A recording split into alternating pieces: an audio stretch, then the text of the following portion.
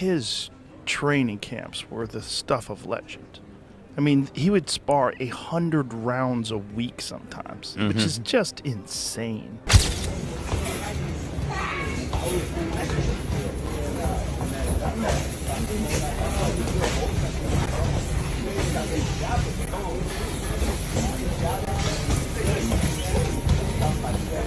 Yeah. So who do you like in Canelo versus Crawford? Well, I'm a giant Crawford fan because I think he's the best switch hitter since Marvin Hagler. I also think he's one of those guys that if you tell him he can't do something, he wants to show you and shock the world. 1,000%. His training camps were the stuff of legend.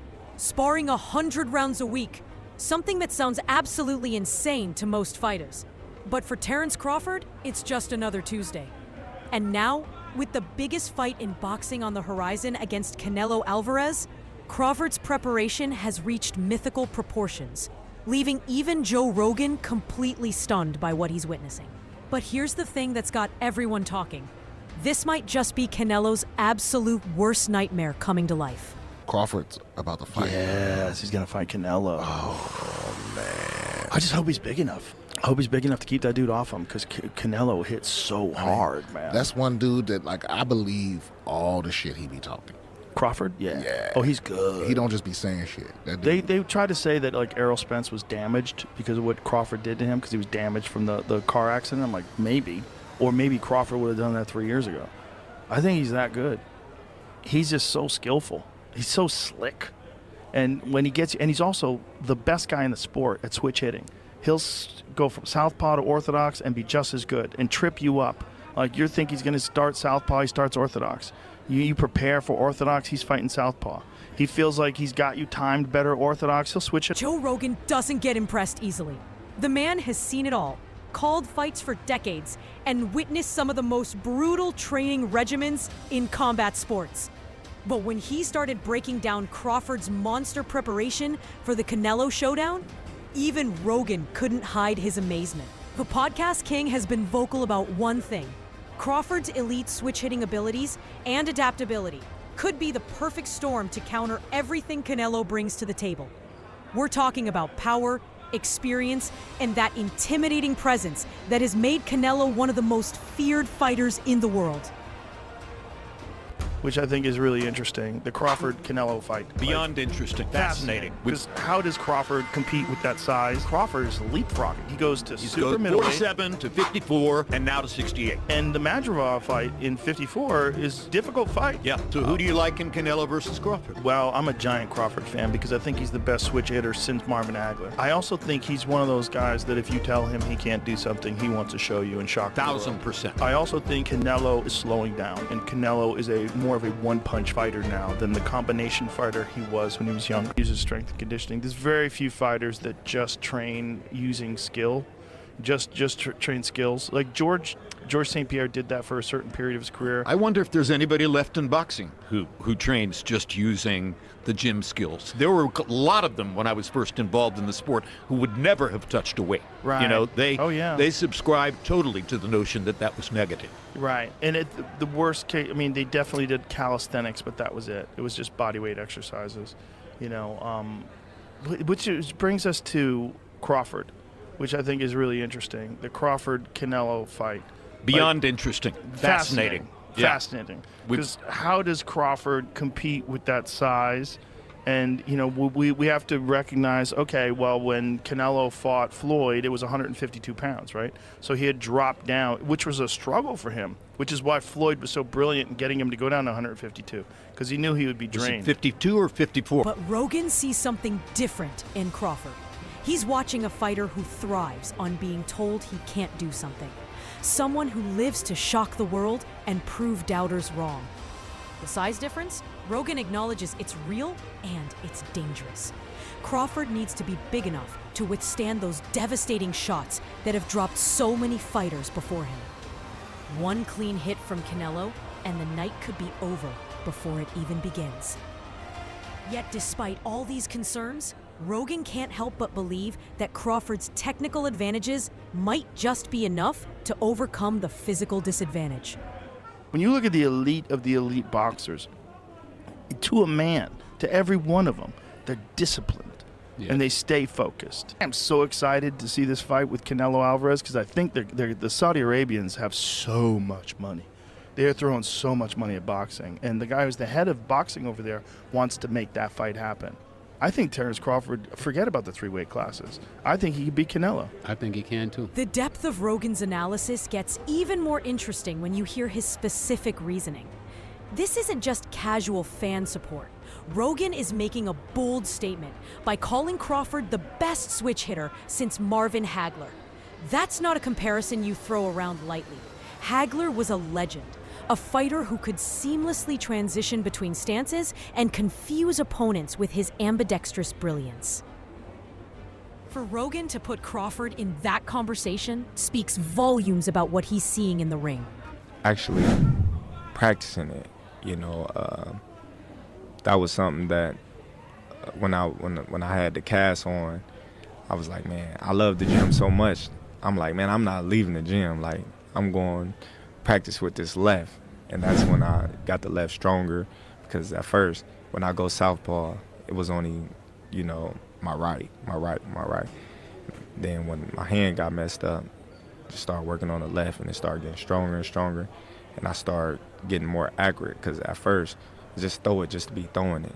And then, it just got to a point where my left was actually way stronger than my right. But there's another factor driving Rogan's confidence, and it's something that might surprise you.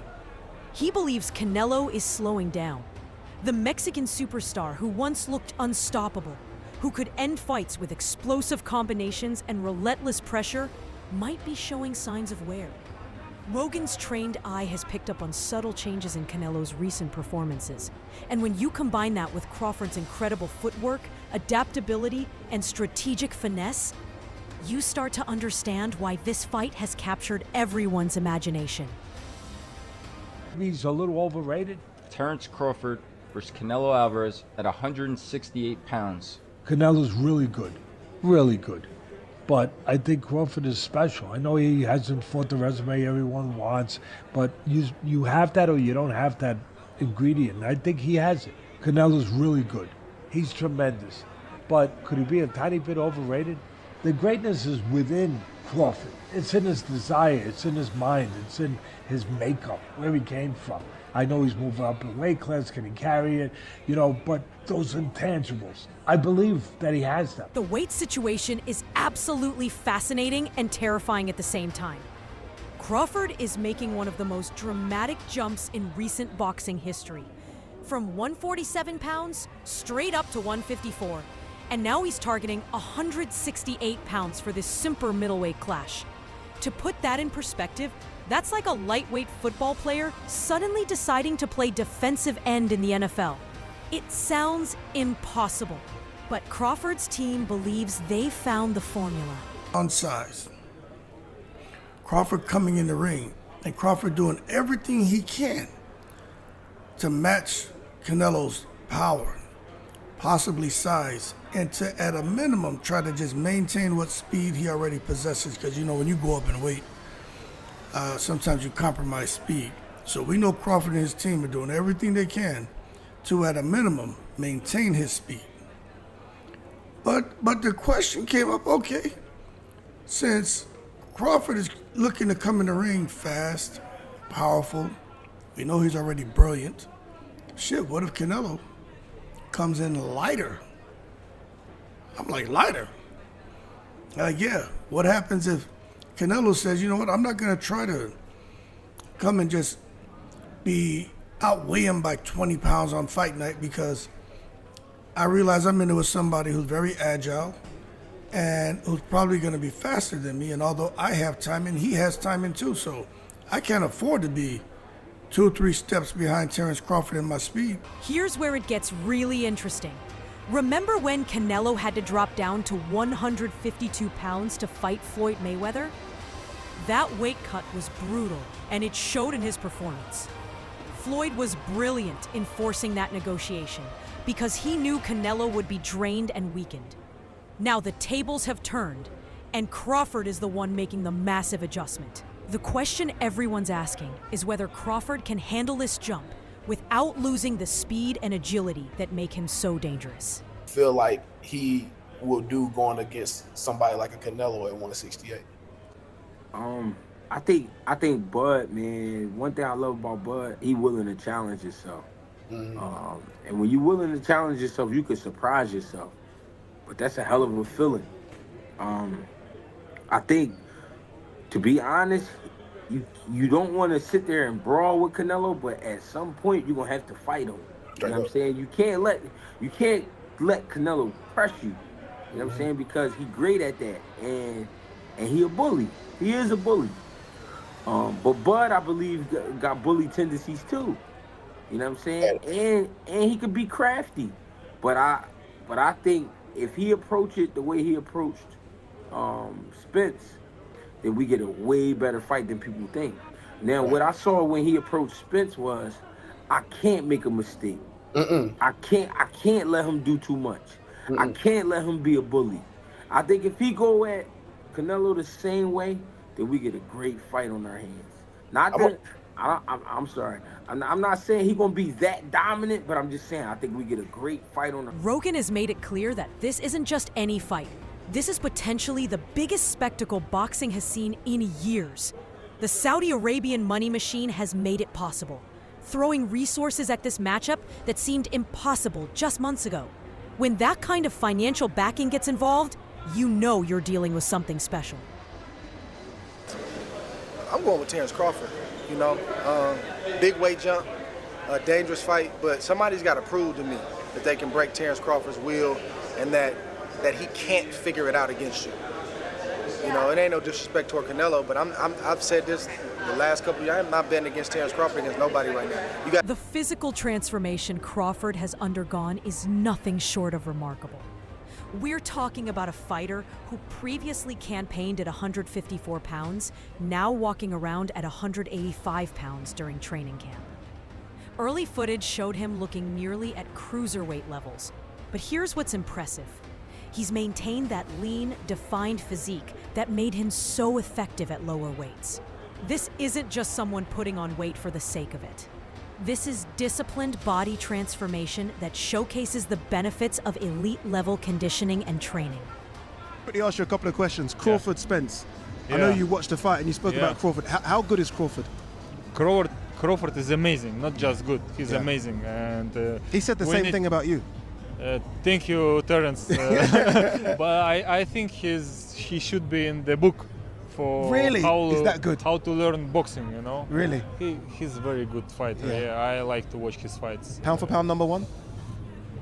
Yeah, probably he is now because he is undisputed champion in 2 weight classes. It's crazy. He's a great fighter, yeah. To be honest, I didn't see, I think, Crawford in real life. I don't know how big he is. But the size, you know, when I came to boxing gym and my coach told me that one of the rules, it's like respect the weight classes, you know. You should respect weight classes. But he has a very good skill. He's one of my favorite fighters, active. However, not everyone is convinced this rapid weight gain is a good idea. Strength coach Rob Iosta has raised some serious red flags about Crawford's approach. The concern is legitimate. Jumping from 154 straight to 168 and beyond could seriously compromise the speed and stamina that have made Crawford so special. His team is working overtime to match Canelo's power and size while maintaining those lightning-fast reflexes. But it's a delicate balancing act that could go wrong at any moment. Crawford. Believe Crawford, even though, you know, fought twice, you know, throughout the year, Crawford, you know, was... But look where he beat. Undisputed. Look where he beat. Look where he beat. What he did to Spence and how he did it. That's 3 fights to me. And it took 4 fights out of Spence, right? Yeah, I'm a fighter, so I can tell you when you get punished like that. Yeah, I was there ringside watching the fight. It takes a few years out of you. Don't see the years right now, but it sort of takes something out of that person going forward. They still can beat some fights, but it really put a bruise on them. You didn't see Spence fight yet, did you? No. Did you hear him name opponent for him to potentially fight? It's been quiet. You see the weight he gained? The strategic implications go even deeper. What if Canelo decides to flip the script completely? What if instead of trying to overpower Crawford with size, he comes in lighter and faster than expected? It's a chess match within a chess match, and both fighters are trying to anticipate their opponent's game plan while perfecting their own. When it comes to knockout scenarios, boxing coach Greg Hackett has a sobering perspective that might disappoint fans looking for fireworks. He doesn't see a Crawford knockout happening in today's 12-round era. Canelo is simply too hardened, too experienced, and too durable to go down easily. Crawford doesn't possess that ungodly punch power needed for toe-to-toe trading with someone like Canelo. Instead, Hackett expects a technical masterclass, beautiful boxing over explosive knockouts. One more thing. It don't matter if Canelo is on that. He ain't beat no Terence Crawford. You heard it here first. Plus, I look at the performances of Canelo. I look at his last performances. I mean, they've been all right, you know. It ain't been like, you know, wow, you know, blew me away. So I'm not really worried about all of that. And the same thing goes with Crawford. I know he's with Snack, and I know some news came out this week and all of that, but I personally believe that Snack is clean. I think it's a conflict of interest, the fact that, hey, he knows how to beat the system, quote unquote, Victor Conte, but at the same time, I think Snack, you got products going around the world, this and that. I mean, all these athletes are testing. They're not testing anything or positive by using Snack at all. So I think they're safe. There's no doubt about it. So with that being said, I'm not worried about that. As long as they're testing. There's an interesting historical note here too. In the old 15-round format, Crawford's style and stamina might have given him the perfect opportunity to wear Canelo down late in the fight. But in today's boxing landscape, that luxury doesn't exist. Andre Ward's endorsement carries serious weight in the boxing community. This former two-division world champion doesn't throw around predictions lightly. But he's been crystal clear about his stance on Crawford. His exact words were shocking. "I'm not betting Terence Crawford against anybody right now." That's the kind of confidence that turns heads and makes people pay attention. Ward sees Crawford as someone you can literally bet the house on, despite acknowledging the massive weight jump and inherent dangers of this fight. That Shiraz was able to knock out Berlanga, but not Canelo. It's because Canelo doesn't go out for the knockout anymore. Canelo's just now. You know, we've seen in the last few fights, he just does enough to win. He did the same again, Munguia. He dropped Munguia, but then they didn't want to finish him. Charlo, Berlanga. He wants to cruise through the fight. You know, he's up there. You know. And not in age because he's only like 33 or 34, but he's fighting since 15. 15, a lot of training camps, a lot of sparring matches. So all that takes a lot out of your body. So he takes care of his body too. So he doesn't go all out because he doesn't want to just finish his body. He knows he still has a few more years and a few big fights where he wants to take care of himself.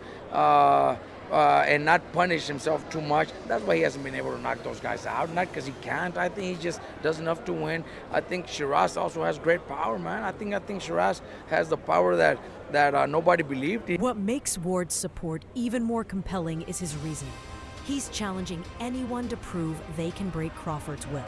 And so far, nobody has been able to do it. That mental toughness, that refusal to quit even when things get difficult, might be Crawford's greatest asset against Canelo. The technical praise keeps coming from unexpected sources. Dimitri Bivol, the WBA light heavyweight champion known for his own technical mastery, has been singing Crawford's praises in interviews. Bivol doesn't just call Crawford good, he calls him amazing and suggests that young fighters should study Crawford's technique like a textbook. For someone at Bivol's level to give that kind of endorsement speaks to Crawford's incredible skill set. I don't think he is, but if he beats Canelo, he'll be like my #1 fighter of all time. You don't think Crawford beats Canelo? I don't think so. And look, hear me out. I respect Crawford and everything that he's doing, but he just moved up from 147, so I'm just going to treat him as a 147 pounder. He's jumping up 3 weight classes to fight someone who was like the #1 fighter in all of boxing, you know. The jump would be hard, even if it was just like some top 10, Right. you know. Bud, would you say he's a very smart fighter? Yes. Very calculated, Yes. right? Don't you think that maybe he sees something that most people aren't seeing? I think he does, but the thing is he gonna be able to even like... Bernard Hopkins brings a different perspective to the conversation, one that focuses on Crawford's lasting impact on opponents. Hopkins believes Crawford's dominant victory over Errol Spence Jr. had consequences that go far beyond that single fight. According to Hopkins, what Crawford did in the ring effectively took years off Spence's career. The psychological and physical toll was so severe that it fundamentally changed Spence's trajectory as a fighter. To capitalize on it, because he's a smaller fighter. And look, I think people are thinking at the aspect of, can Crawford do it? Yes, I think he can do it, but can Canelo do it? And I think he has a bigger chance of doing it than Crawford does. Favors him. Now, Canelo, he has obviously the size advantage, the strength advantage, intellect. I think Crawford edges him out in IQ. I just think the weight difference is going to be the deciding factor here. I mean, like, when I seen Canelo's check hook against Berlanga, that shit was like this. You know, and Canelo's not slow either. Like, this shit was, I didn't see that coming at all. He just dropped him, and I was just like, damn, he still got it. I just think that Crawford just bit off a little more than he can chew, but if he can chew it and he beats him, which I think he can. I'm not saying he can't. I'm not saying he has 0% chance. I'm just thinking Canelo wins. But if he does, he will be my #1 fighter of all time. Wow, I always knew that you had a lot of respect and admiration. This perspective is crucial because it shows Crawford's ability to not just win fights, but to break opponents in ways that extend far beyond the final bell.